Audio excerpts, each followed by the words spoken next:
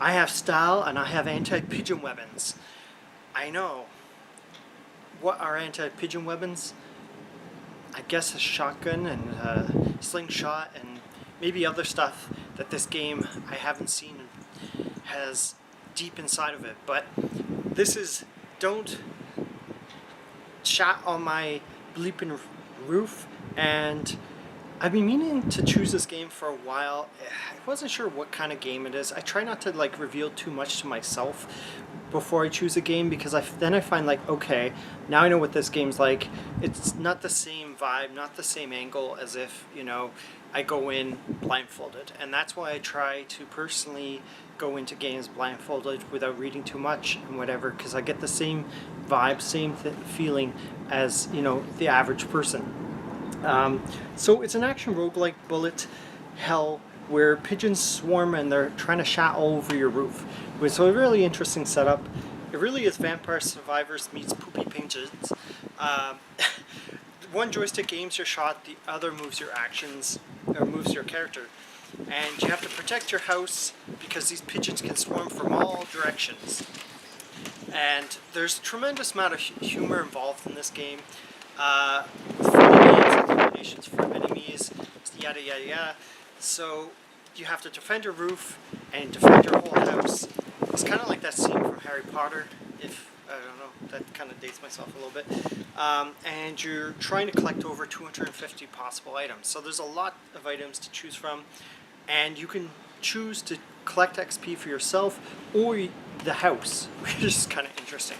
And you can customize your hero's shorts, shirt, hairstyle, and you attempt to survive these 20-minute plus runs. Why 20 minutes? I don't know. I guess it's just the ultimate goal. So there's several kinds of maps. There's a desert map. I like a desert map. And then there's a plains map, but they're pretty much the same, just different color palette. There's so many kinds of weapons. I didn't even see them all.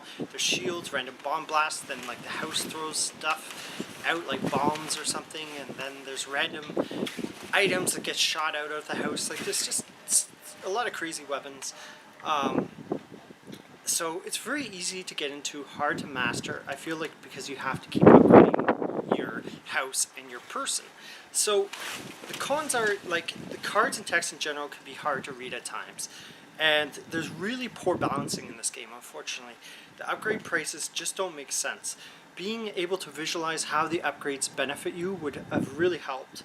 And the game seems to punish your overpowered character. So even if you do upgrade, because the XP orbs seem harder to reach in a battle as you progress, so probably more enemies, that's usually what happens.